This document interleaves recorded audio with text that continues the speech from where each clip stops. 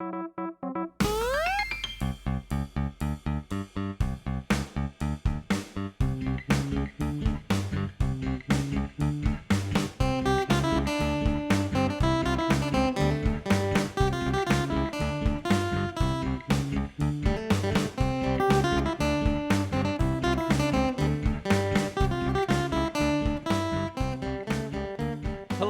to episode number 67 of the Nintendo Jump Podcast. We are a weekly discussion podcast created for Nintendo gamers by Nintendo gamers. It is the week of September 30th, and welcome to our most random episode ever. My name is Daryl, and today I'm once again joined by Sergio. How are you, man? Hey, Daryl, I'm doing great, but you know, what happened to September? Where did it go? It just flew by. September is in the past now, just like that intro. Man. Oh. Think about it. think about it. Oh man, I don't know. Time is flying. And also with us today, Kevin. How are you, man? What's good, y'all? I'm doing pretty decent. You know, I'm looking at it right here. I'm looking at it right now. I got some kombucha, as expected. Strawberry basil. Shout out to Organic Brew Doctor. Excuse me, Brew Doctor Kombucha. It is a brand here in the state of Oregon. And Daryl, how are you doing today? I am good. I've had a bunch of good things happen lately, so things are actually kind of looking up, which is nice. But also, I'm still just kind of riding this gaming high, so yay! And it's not even from really playing anything lately. I'm just having fun with it. Like Rocket League has a new spark for me, which is kind of nice. Nice. I'm just playing a lot of games, and it's been a lot of fun. So. It's nice time. Well, cool. Anyways, with all that said, Kevin, what are we going to talk about this week? Good luck. We're going to talk about random things, or as I would like to say, a potpourri. That's spelled Potpourri. I hope I said it right. I don't use this term that often, so I have to did I use it right? Potpourri or is it potpourri? Okay, potpourri. No, you're good. You're good. Oh, of course, as expected. Potpourri. That's our episode. Nice. So basically, we're gonna talk about a bunch of stuff and go from there. That's it. Yeah, I mean, there's a bunch of little news topics, and I think we're just gonna kind of hit them and then transition into some stuff we actually want to talk about. Because this first one is a heartbreaker, a real heartbreaker. So. Just a couple days ago, AlphaDream, the developer of the Mario and Luigi series, has declared bankruptcy out of nowhere.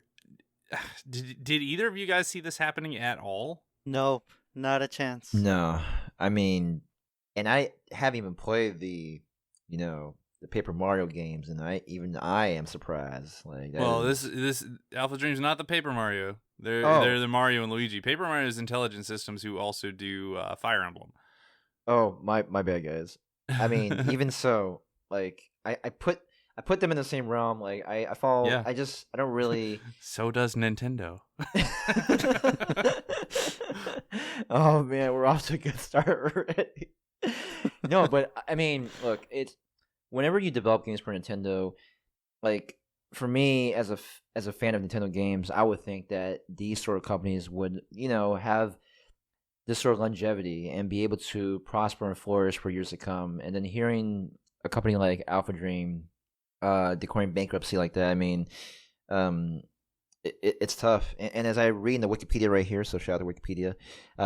So on October 1st, 2019, they declared bankruptcy, citing sluggish revenues and high development costs, and being unable to keep up with growing debt, which as of March 2018 was over 465 million yen. And yeah, it's disheartening, because then when you create games to like the Mario and Luigi games, and you see some success, I mean, you want to feel like, oh, like my job's secure, and Nintendo's backing us up and all that, and we're gonna get enough funds and be able to keep our company going. But when you hear stories like this, I mean, it's the reality. It's like an alpha nightmare. And I mean, I don't mean to say that. I'm sorry. I didn't mean to say that. But that is. Oh, the knife. I know.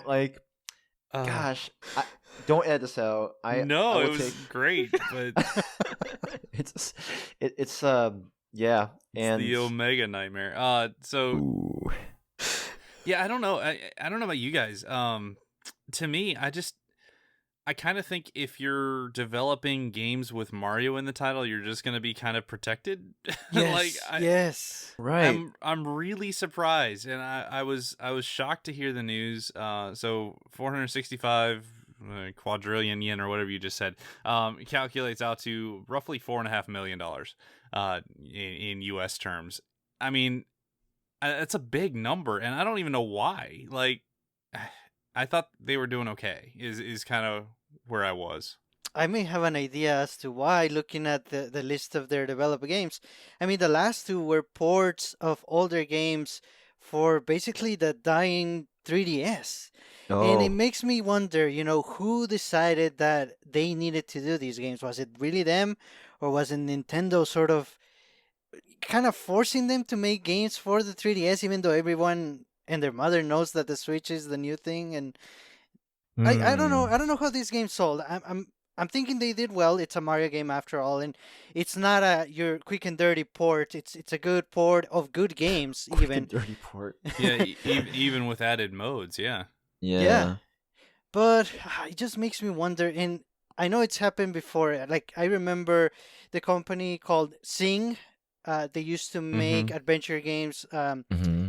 Trace Memory and Hotel Dusk for Yeah, the Right. yeah. DS, and they went bankrupt too. But this one, I mean, they were, like you said, they were working on Mario games.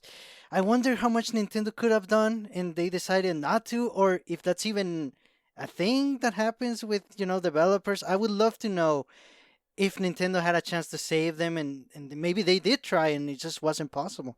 Yeah, it just seems like one of these like we keep talking about this almost every week at this point. Just how well everything Nintendo is going right now. I mean, they're Mm-hmm. breaking sales records left and right. Things are doing as well as I can remember for Nintendo, like just going crazy. Probably the closest thing would be like the Wii era numbers, but Mm-hmm. those numbers Mm-hmm. were kind of inflated by unsustainable audience, right? They were trying to get Mm-hmm. to everybody. They did. The problem is everybody is not gamer. So like they bought a ton of Wiis, and the Wii did really well because of that, but it also didn't have the best attach rate and so on. Right. Whereas Switch is being like crazy newfangled, like it's getting all these gamers to actually pick it up and then buy a ton of games on it. So it's just doing really well on all fronts. So it's kind of like shocking to just kind of take a step back and think, okay, this studio got left behind, period. Like, I wonder, I'm sure there's a lot of backdoor conversations and stuff that maybe we'll find out about at some point, or maybe not. Mm-hmm. I don't know, but I'd love to know the conversations that happened ahead of the decision being made. Just, it's really surprising in this era to see that, you've got a team like Grezzo, a team who was like completely 3DS centric, coming forward with one of the better Zelda games ever, right? Mm-hmm. On Switch, this is their first Switch game, but another developer that was kind of in a similar boat, but actually making original games, just couldn't make that transition. Mm-hmm. It's odd to me. I don't know. It's sad news. I appreciated the Mario and Luigi series. They weren't exactly my favorite games, but they were definitely clever and really funny and fun to play. So yeah, I had nothing against them, but uh, I don't know. Kevin, what do you think about it? It's really conflicting because I'm thinking of two scenarios. I'm thinking one scenario where upper level management, for some reason, just did not want to make Switch games. But then I'm thinking, well, that can't be it because there's no way that they would even say that because, I mean, as a Japanese company and just seeing what the Switch has been doing since 2017, like there has to be some sort of like indication, like, oh wow, like we have to develop on the Switch. This is the next hot thing.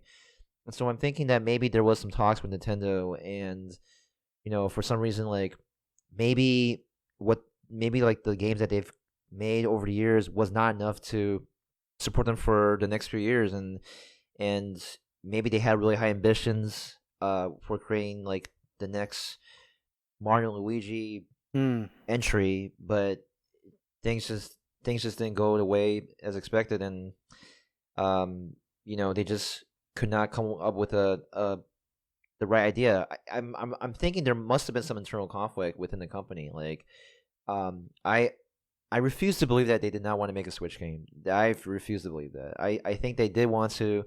I think everybody wants to make a Switch game at this point. Yeah. I mean, I do, and I don't even know how to do that. So. Yeah, I guess I'm just saying that because I'm just looking at their history of video games that they've made. Like, as you mentioned, as y'all mentioned, they've made, the last time they made games was on the 3DS, and obviously, the Switch is the predominant Nintendo like thing. Okay, and so you're gonna have more people play on the Switch than ever, and I'm sure there's probably some people still playing the 3DS. Maybe one or two, but excuse me. But my point is that I'm sure there was some internal conflict that was going on, and they just could not come up with a decision to move forward with a Switch game. Or maybe there was an alpha that they created, but they just did not have enough time and enough money. They had a dream. They created an alpha. Oh no, that was unintentional. Oh goodness, I'm sorry. Oh, you're full of it today. Okay, but before I step away from talking about Alpha Dream, I do want to say this. Now, even though I've mistakenly talked about a game that you did not make, I wish for the best for everyone who was a part of that company.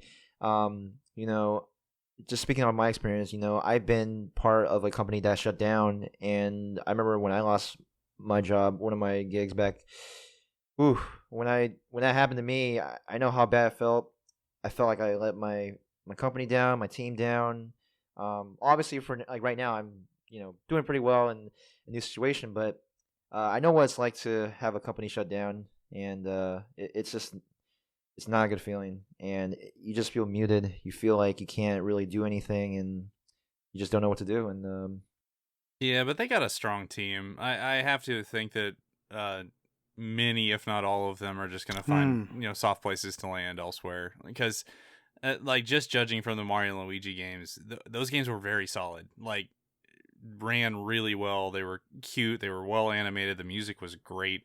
The writing was fantastic, at least the localization was, and they were highly reviewed and such. So I mean, I have to think that they're gonna do fine. It's just, this kind of sucks. I'm not gonna lie. It's terrible.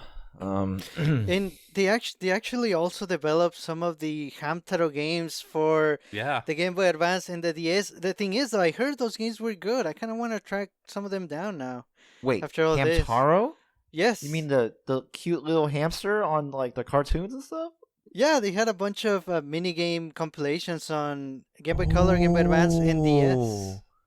That's pretty awesome, man. I didn't even know that was okay. Yeah. Wow. I never played those, so I missed out.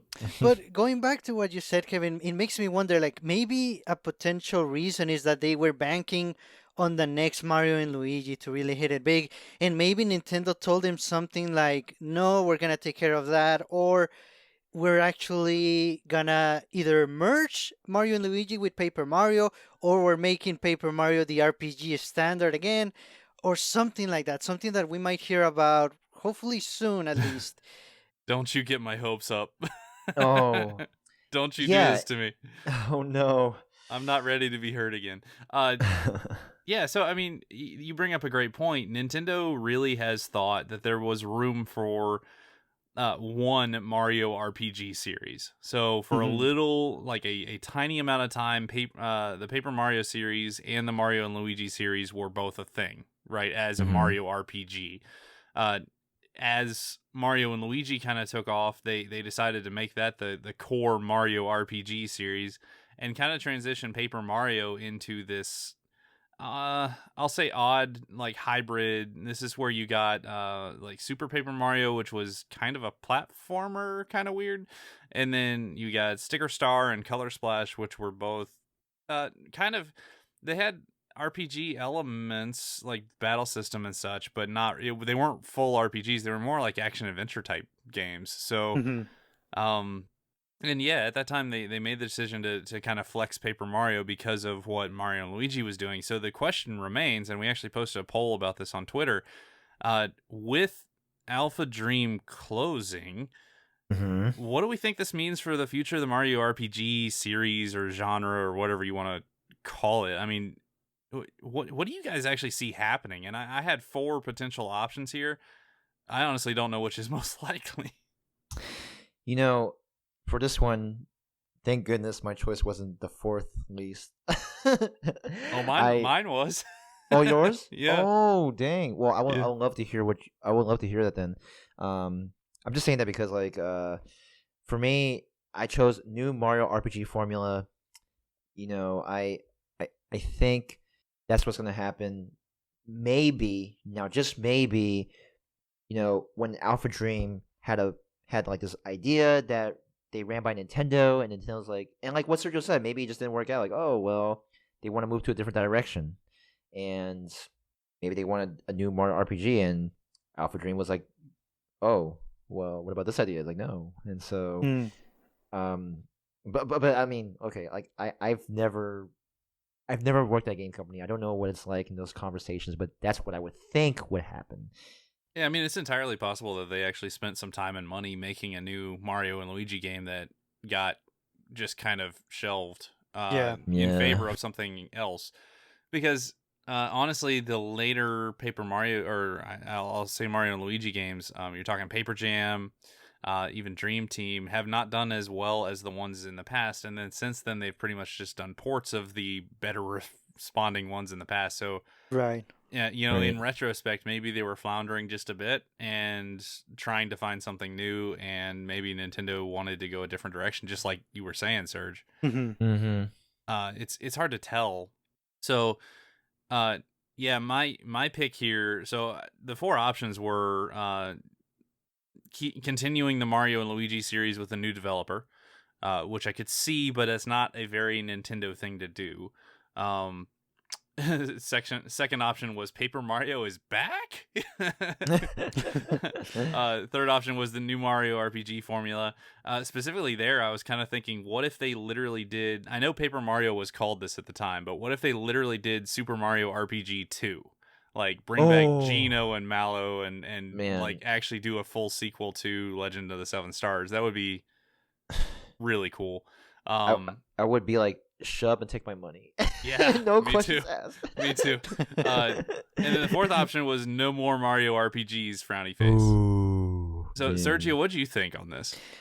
I sadly went with that last one. No Mario RPGs, at least for a while. And I think part of the reason is because we can kind of see that Nintendo doesn't really know what to do with either Paper Mario or Mario and Luigi, and that's why we got some ports on the 3DS and nothing new on either series for quite a while. So I think they're trying to figure it out.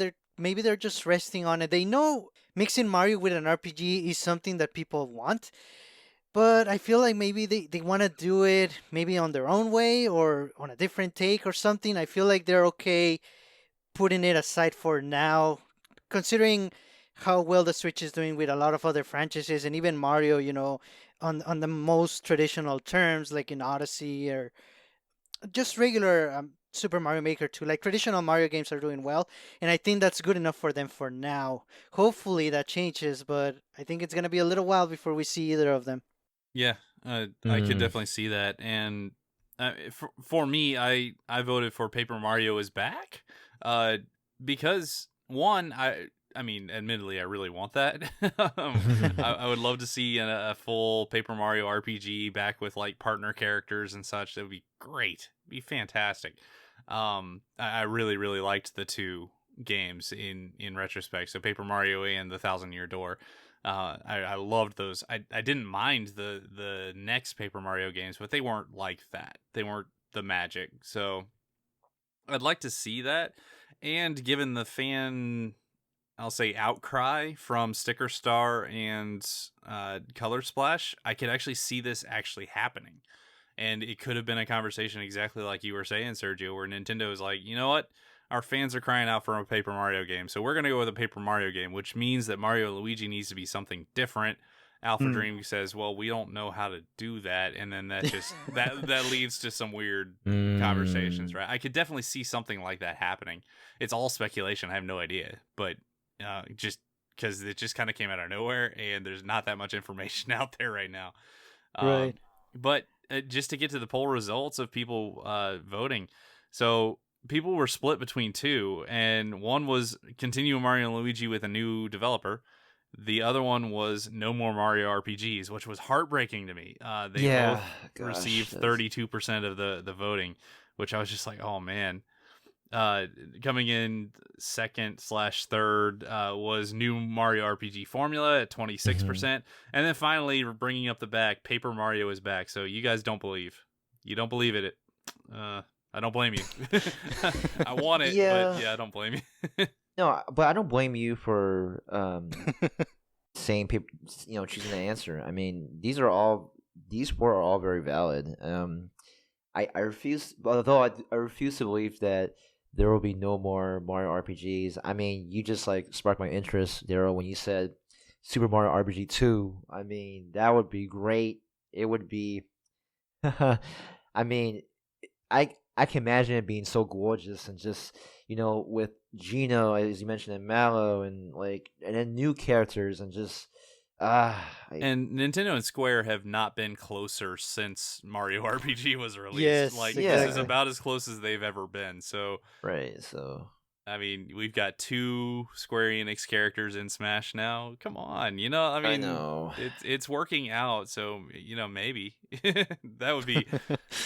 That's also kind of cool because if Paper Mario were a thing, then we're talking Intelligent Systems developing it. Maybe we want Intelligent Systems doing something more along the lines of following up Fire Emblem or Advance Wars, maybe. Who knows? Whereas a Mario RPG 2 game would be something like a Square Enix developed game. So maybe that frees up some internal resources to do different stuff. I don't know. It makes sense, but I'm intrigued. I'm interested to see what the next step here is, if there is one in the near future. And this makes you think as a developer, don't put all your eggs on one basket, or in this case on one series, because if it goes down, you go down. And, let's say if Paper Mario went down, Intelligent Systems has Fire Emblem, which is doing great. So, man, right. I wish AlphaDream had something else. Yeah, and I'm thinking of the other second party developers. They all tend to have several different niche games. I think right. So you look at a developer like Next Level Games, who are developing Luigi's Mansion 3. Let's say Luigi's Mansion series would die or something, then they still have Punch Out, they still have Mario Strikers. I mean, they've got a bunch of different series that people would clamor for. So yeah, I completely agree with you there. Yeah, it just makes you think though, why did AlphaDream only stick to, Mario and Luigi primarily? I mean, granted that they had Hamtaro, and there's that one game that I cannot pronounce, but that they made as of the most recent. But I don't know. It's weird. Maybe their developers were just, I mean, that's all they knew, Mario and Luigi. And I mean, when it comes to developing, you always hone yourself in one craft. And in fairness, maybe that's what they were told to do. Right. Maybe that just was their thing. Nintendo said, no, you make this series. This is our Mario RPG series, and we need you. I don't know. And then boom, you just. Anyways, we're not going to solve it. I just think it's a really interesting conversation, and yeah, definitely color me interested for the next step of the Mario RPG genre, I guess. And we'll see what happens. It's sad news. I'm not happy about it, but it's something definitely interesting. Also interesting is early last week around this time, I almost brought up, did Mario Maker just die? What happened to Mario Maker, right? So right. It came out. We thought it was going to be huge. It was huge for 3-4 weeks, and then it just fell off the map, right? And there was this promised multiplayer with friends update coming, but it never came, and there was no updates to the number of items or anything like that.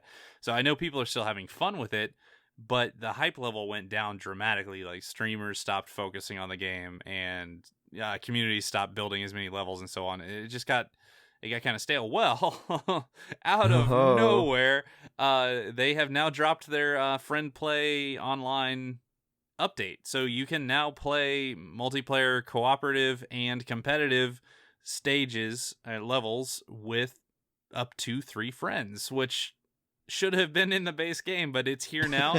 Have you guys tried it at all? Honestly, no, not yet. And I don't. I can't wait to say this.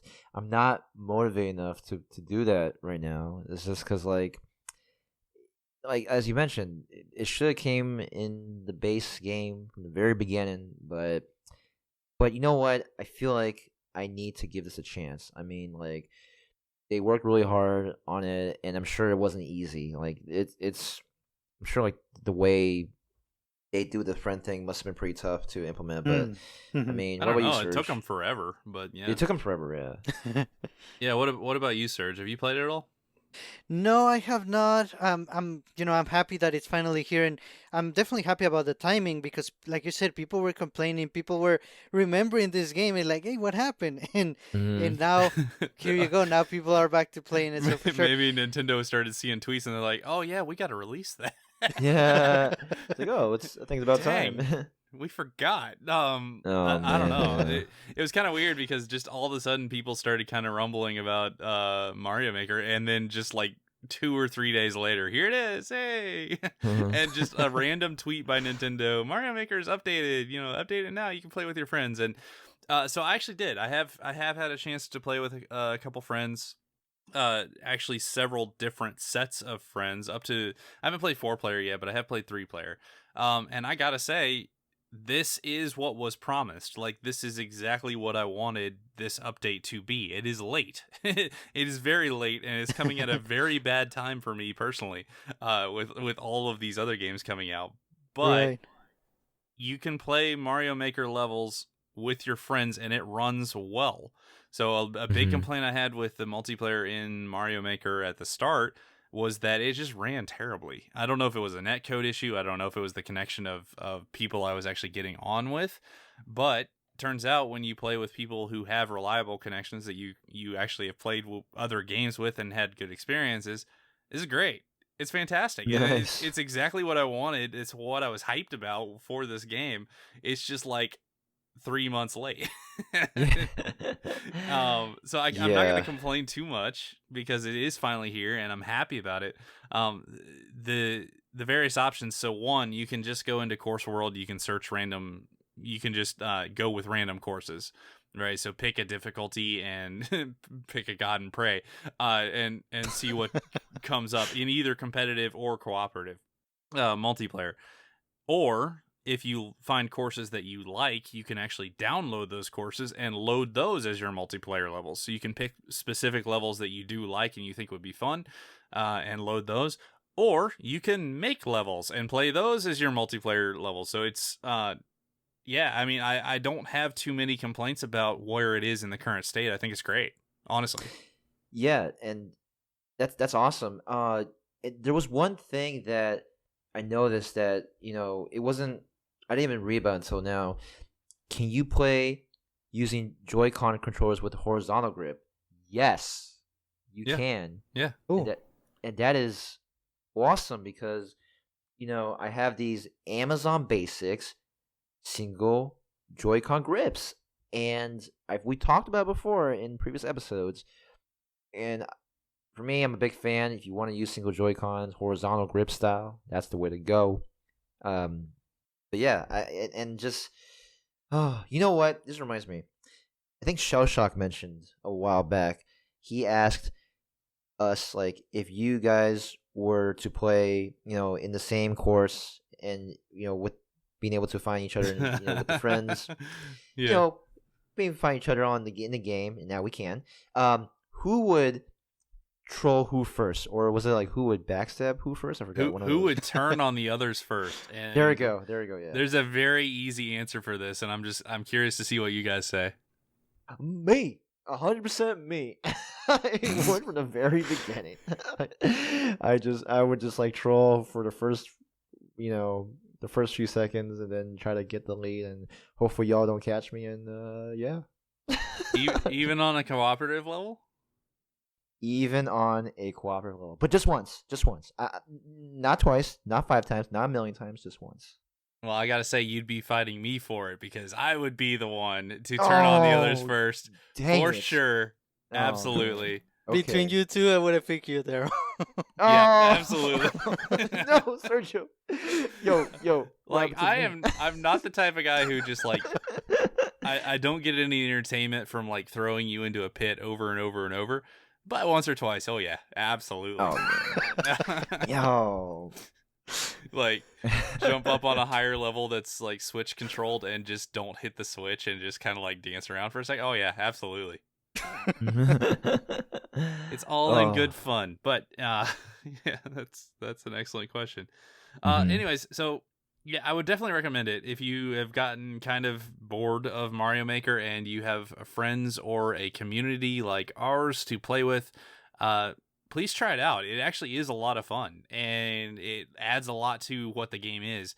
My only real complaint is the timing of it, but now that it's here, yeah, it feels like it's filling a hole that was always in the original game. So I'm very, very happy to see it, to be honest. Yeah, I mean, same here. Even though I'm not motivated to jump back into it just yet, but I think it's great, and maybe we should play in the same course, like the ones that we made. We'll play in the same courses that we made together, and see who. I do can imagine... not want to play multiplayer on Sergio's level. I don't. I was gonna say, there's a bunch of single block widths everywhere. No, that sounds awful. Oh, I mean, I think it'll be pretty interesting though. It's like, what if like we're somehow able to like just jump on each other and still be able to finish all together at once while the screen is like horizontally scrolling, to the right. I don't know. I'm going off the rails for this one, but I mean, Sergio, if you can, adjust a little bit so we can have like 2 blocks. 2 blocks, that's it. Yeah, 2 blocks, and just kind of like, I mean, just 2 blocks. I mean, it's more doable. Yeah. So I mean, in reality, we do have. You have seen in the show notes for the past few weeks, Gamer Duels is coming. It got delayed a little bit, but we're restarting it and it's almost done. So nice. It is going to be coming very soon. When that actually rolls out, this is the perfect thing to challenge people in. Like build a course or have somebody else build a course like me. And challenge, maybe I'll challenge multiple people to play my course at the same time and offer up a prize for it or something. I could definitely see doing that, and I kind of plan on doing stuff like that. So yeah, stay tuned, please. Yeah, I'm just glad it's finally here. So yeah, I think that's all I really wanted to say for Mario Maker. Let's actually turn it over to Sergio. You have been playing a pretty important game, and I think everybody knows exactly where I'm going with this. Tell us about Ori. Yes, I have been playing it, and I want to play Zelda because I don't want to. I want to keep going. I want to keep progressing. I don't want to drag on that one. But Ori is there, and Ori is one of those games. Like very few games hit me that I just start playing it, and I'm lost in the game itself, in the world, in the way it controls, the way it sounds and looks, and everything about it. And funny enough, you may remember when we talked about some of our gaming regrets on a previous episode, I mentioned one of mine was not actually having played the additional levels or areas that they added in the definitive edition back in the day on the Xbox version. And now I have played one of the 2 on the Switch port, and I have not had a moment like this in many years where I'm just in bliss, in smiling, in just laughing almost at everything that I'm doing, just playing the game, unlocking new things that I couldn't have imagined possible in Ori. and Oh wow. it just makes me Dang. it makes me happy to be a gamer. Like it just brings joy to my life. Like it was an amazing moment, and it's making me very excited for the sequel, which unfortunately it's on Xbox One and PC exclusively, at least for now. But oh my god, it was an amazing moment, and it just reminds me that Ori is definitely one of my favorite games of all time. Just wanted to give a little update. I know I owe some codes to some people that I promised, and they will be delivered. I'm just waiting on actual codes of the game to be available, but for sure, you'll get your code. I want to talk to you about that, and I think your love for this game is very admirable. I've said this before, and you know, if you would indulge me on the personal question, if you don't mind, what about Ori makes you like feel this great? Like, is it a safe haven for some of the things that happen to you in your life? Is it something like, is it just like a masterpiece that you can appreciate inside and out? Like, what is it? What drives you to feel this way about a game that you love so much? So, not to I mean, it sounds like very predictable, but I feel like it's a combination of all aspects of a game. Like the Mm. music is amazing, the graphics are great, the controls are just perfect, the challenge, the story, like everything comes together into this package that is just it's really good. And another thing is that Metroidvania type games like this one, they can be very different. And I think Ori Mm. hits the spot for me as far as the amount of challenge, the speed of the game too. It's like spot on for what I like. There's some Metroidvanias that are slower, there's some that are faster, and I feel like Ori it just sits right where it's perfect for me. And evidently for a lot of people. I think that's really it. It's like it all came together perfectly for this game. So can I ask you a couple questions about the game itself? Yeah. Okay, so Mm. first off, Switch port. Switch ports have reasonably good history, but what can you tell us about how it actually runs on the Switch?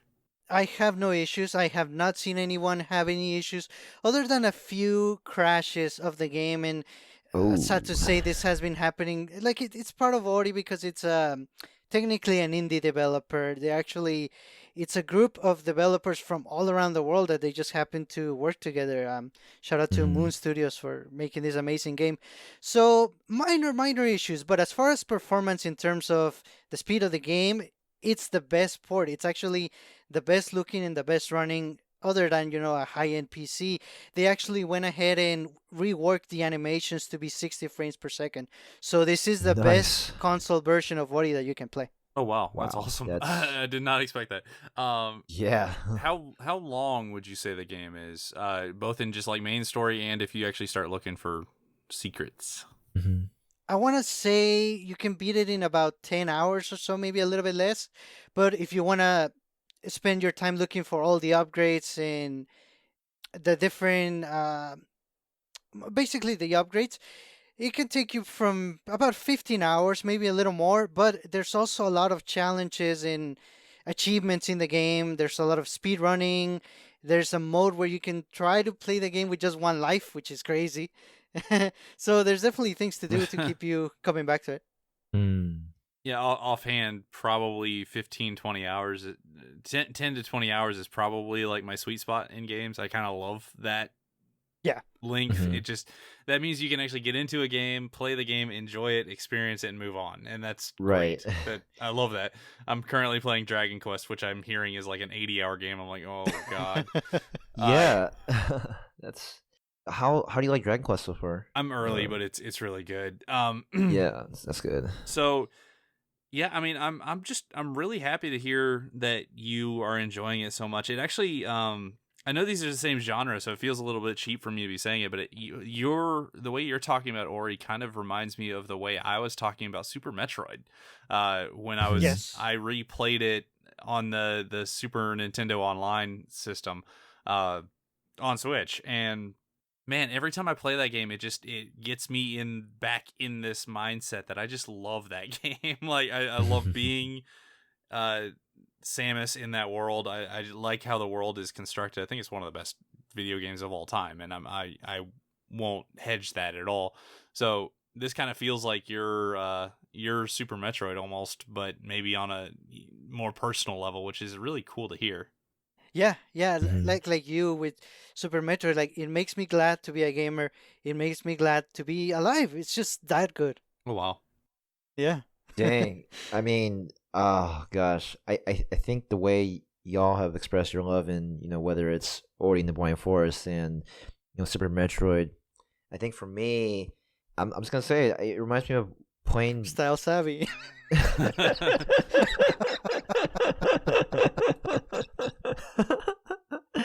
I was gonna say, Yeah. I forgot I was gonna I say. was gonna jump in, but I can't beat that. So Oh. take your W, Sergio.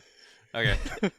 No, I was gonna say it reminds me of Final Fantasy 9 and just like how much I thoroughly enjoyed playing Nice. it. Just the characters and going through this journey and seeing Zidane, grow and feel sadness and depression at one point and coming back. I mean, a lot of emotions. So, but yeah, man, you know what? I have the demo downloaded for Ori in the Blind Forest. I need to get into it soon, and but Fire Emblem just keeps getting me back. So I feel like I'm getting close to it. I just finished another month, and oh my goodness, like there's just so much to do. I'm kind of planning for Ori to be my sweet winter game. That's just kind of Yeah. where it is right now because Oh, we don't nice. know too much that's happening right around there. So kind of the time frame between Pokemon and whenever Crystal Chronicles, yeah, so early Mm, next year. Right. Kind of that kind of feels like a sweet spot for this type of game for me. So I'm looking for forward to it. sure. Very nice. Hmm. And so I had one more topic that I wanted to hit, and then we're probably gonna jump on out of here. Just as kind of a maybe a little bit shorter episode. Sorry about that, but it is what we're doing. So I'm gonna talk about Killer Queen Black. So Mm. we've known about this game for a while, but it is now 8 days away as we're recording this, so just about a week away, and suddenly we have all gotten extremely excited about it. And by we of all, I mean like our community is on fire for this game, so we are really looking forward to Killer Queen Black. There's Hmm. another game that I am on Twitter and here I am calling out all other Nintendo podcasts. We are going to war in Killer Queen Black. Now, is it a game that I have ever played in my life? No.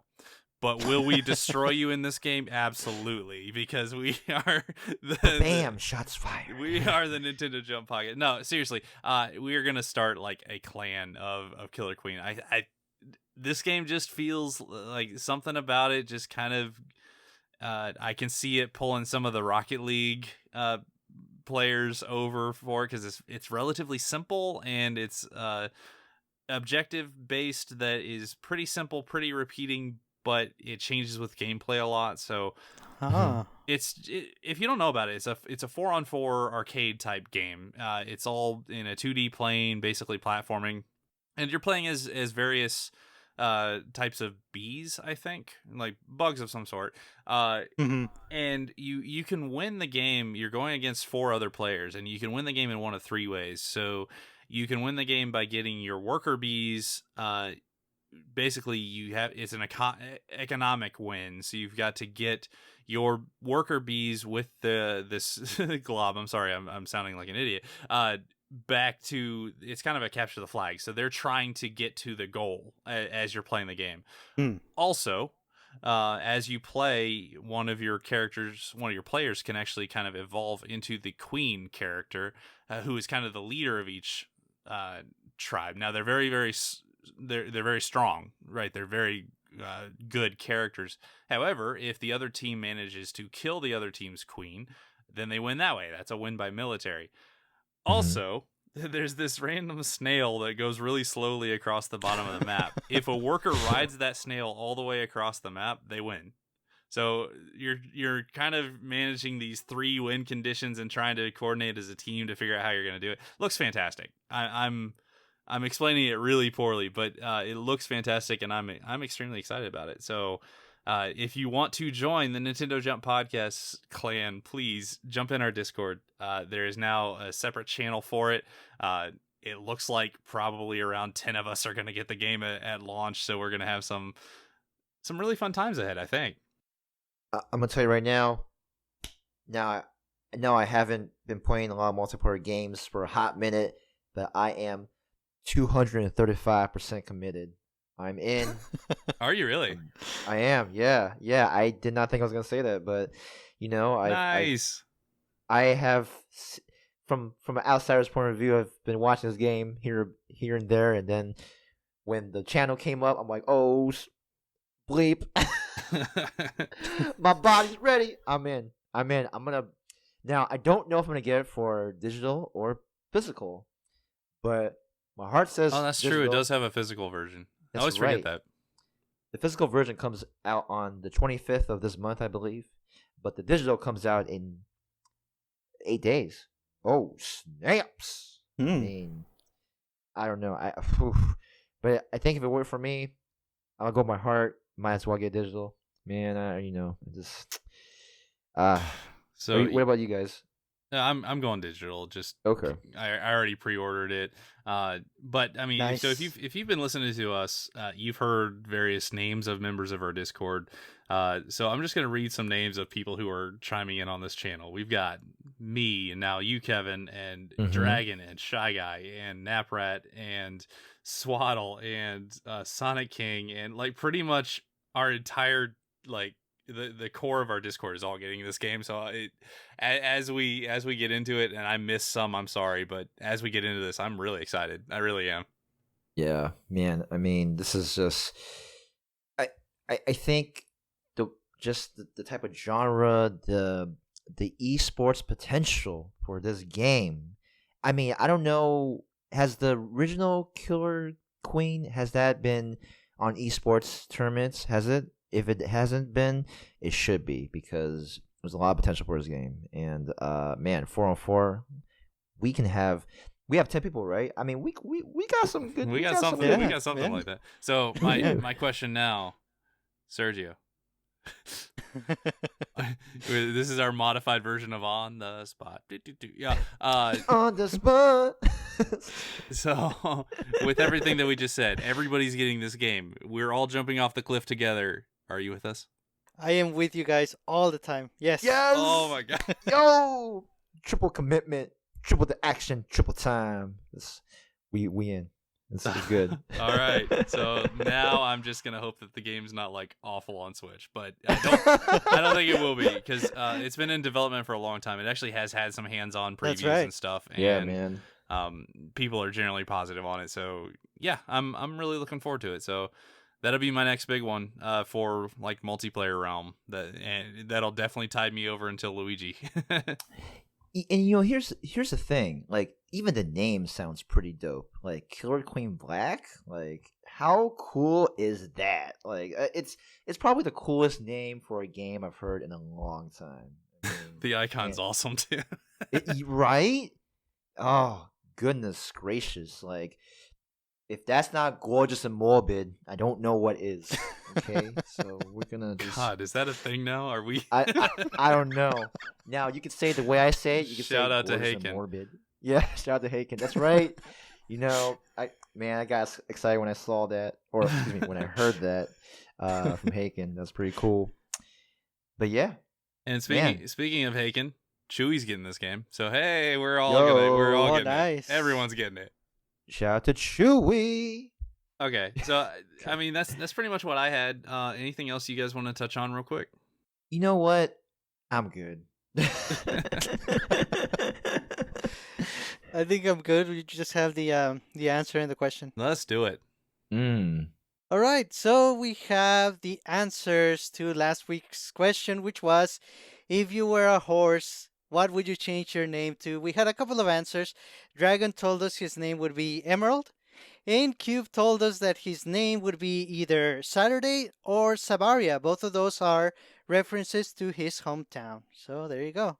I would be Roscoe. My nickname would be Speedy Gonzalez. What about you guys? Roscoe. Speedy. Yeah. Roscoe. Like Okay, Roscoe's okay. Chicken Waffles? Like from LA? Yeah. Yeah. Ooh, nice. Shout out to Roscoe's. The one in Mid-City, not the other ones. I'm sorry, because the other ones were not as good. I'm being honest, okay? The one in Mid-City, LA, it is the best. Roscoe's. I'm done. All right, Kevin. Me? I mean, All right. you were talking. Well, okay. All right. You know what? I thought about it for a while since last week. The name that I would give is Nay to Lose. Okay? Neigh to lose, which means no to losing. Okay? You know what I'm saying? Nay to lose. So that's got my favorite number. It's got the nay. That's the worst I've ever done. And I don't like to lose, so no to losing. Oh, I love it. All right. And Daryl, just for you, that's a very short story. I'm done. I don't have an extensive story about it, so it's all good. Oh man. So little known thing about horse naming, and I know this because my family actually did have a couple horses. So typically, if you have a horse of some sort of bloodline, you want their name. Typically, their name is longer than things like Seabiscuit, right? So it'd be Seabiscuit then plus like their father's name or so on. So typically, horse names end up being like extremely long for whatever reason. So yeah, I mean, I think I would have to go with something along the lines of, I didn't fully form this, but something along the lines of Darkwing Ocean Waffle or something like that. Just that's me. So there you go. Ocean Waffle. I'm thinking of like waves and like the shape of a waffle within it. I don't know. It's pretty cool. Sounds delicious. Yes. Oh, taste the ocean. Anyway. As long as nobody asks me to explain that, I'll be okay. Oh, you can ask me. Just kidding. All right, Sergio, what's our next question? Our question for this My week. question is it gonna be gaming related in any way? Yes. All right. there We heard the comments, so questions are Nintendo related now, and this question is, what color of Yoshi eggs would taste better? Oh God, we're Ooh. doing this, really? Barbecue color. This is like Just kidding. this is like our oldest standing listener mail at this point, but it's not eggs. It's not Right, eggs. right. I appreciate the edit there. Yeah. So yeah, definitely let us know what color of Yoshi eggs would taste better. And with that, well, thanks for listening, everyone. We're gonna jump out of here. But you can keep the discussion going by chatting with us on our Discord group. The description for this episode has a link to our Discord if you would like to join. We are also on Twitter and on Instagram as Nintendo Jump, and we also have a Facebook group. Please send us any feedback you have at NintendoJumpPodcast@gmail.com. The best way to support the show is through our Patreon page, which is patreon.com/NintendoJump, or by leaving a review for the show in your favorite podcast app. We would really appreciate it. This is Sergio, and on behalf of Daryl and Kevin, thank you for listening, and we hope you have a great week. Bye-bye. Ocean Waffle. Killer Queen Black. That's what the theme song would be if it were for me to compose it. Killer Queen Black. What do you guys think? Was it bad or pretty bad? Pretty killer. I'll tell you offline. Okay. Bye, everybody. Bye, guys. Bye-bye.